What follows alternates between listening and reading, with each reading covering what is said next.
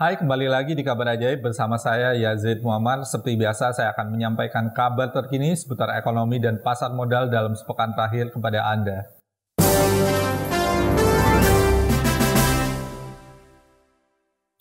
Kita memasuki kabar yang pertama. Amerika Serikat bebaskan tarif bea masuk setelah berdiskusi selama 2,5 tahun. Pemerintah Amerika Serikat secara resmi telah mengeluarkan keputusan untuk memperpanjang pemberian fasilitas Generalized System of Preferences atau GSP kepada Indonesia setelah proses negosiasi yang terjadi selama 2,5 tahun. Keputusan pemerintah Amerika Serikat diambil setelah United States Trade Representative atau USTR melakukan review kebijakan sejak Maret 2018 terhadap fasilitas pembebasan tarif bea masuk.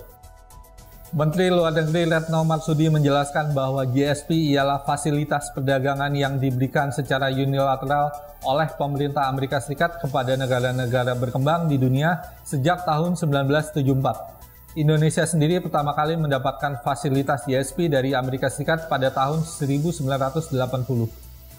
Amerika Serikat merupakan negara tujuan ekspor non-migas terbesar Indonesia kedua setelah China dengan total nilai perdagangan dua arah mencapai 27 miliar dolar pada tahun 2019.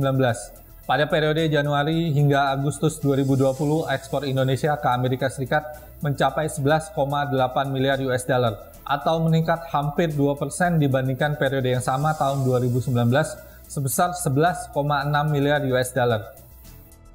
Kita memasuki kabar yang kedua. IHSG menguat 4 minggu beruntun bertahan di atas level 5.100. Indeks harga saham gabungan kembali mencatatkan penguatan dalam sepekan pada perdagangan yang berlangsung hanya 2 hari. IHSG menguat 0,31% ke level 5.128 dan kembali meneruskan tren kenaikan mingguannya yang keempat secara beruntun. Berdasarkan kinerja indeks sektoral, agriculture yang dikuasai oleh industri CPO memimpin penguatan dengan kinerja positif 3,22%. Di sisi lain, pertambangan menjadi yang paling merana dengan kinerja negatif minus 1,21%. Sepekan ke depan, IHSG masih berpeluang menguat dengan potensi pergerakan pada level 5.070 hingga 5.200. Potensi penguatan terlihat dari pola Golden Cross, yakni adanya perpotongan garis rata-rata selama 5 hari terakhir dengan garis rata-rata selama 20 hari terakhir atau MA20.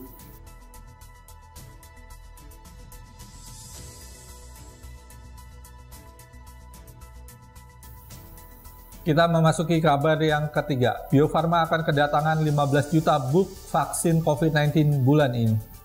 Holding BUMN Farmasi PT Bio Farma pada November 2020 ini akan menerima setidaknya 15 juta dosis book vaksin COVID-19 dari perusahaan Sinovac Biotech asal China.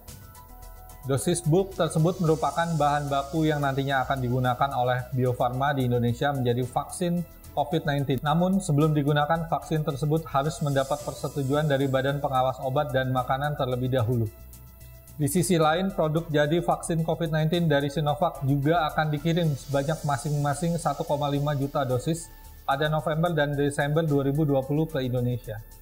Kepala Divisi Unit Klinik dan Imunisasi Bio Farma Mahsun Muhammadi menuturkan bahwa ada kerjasama transfer of teknologi vaksin COVID-19 untuk dapat diproduksi di Indonesia. Seperti diketahui, Sinovac telah menyelesaikan uji klinis fase 3 di beberapa negara, adapun uji klinis fase 3 di Indonesia telah dimulai sejak Agustus 2020 lalu dan ditargetkan akan selesai pada Januari 2021. Kita memasuki kabar yang keempat sekaligus kabar yang terakhir. Lembaga riset AMRO prediksi ekonomi Indonesia tahun depan tumbuh 5,1%. Lembaga riset regional ASEAN Plus 3 Macroeconomic Research Office atau AMRO mengatakan bahwa perekonomian Indonesia masih tetap tangguh di tengah pandemi COVID-19. Namun, lembaga tersebut memperkirakan ekonomi Indonesia masih akan terkontraksi 1,7% pada tahun 2020 ini.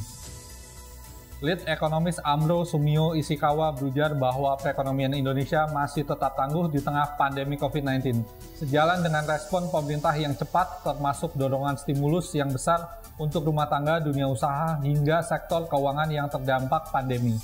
Ishikawa memproyeksikan ekonomi Indonesia bisa meningkat pada tahun 2021, yakni pada kisaran 5,1%. Hal ini didukung oleh beberapa indikator ekonomi yang mulai pulih secara bertahap dan pelonggaran pembatasan sosial berskala besar atau PSBB.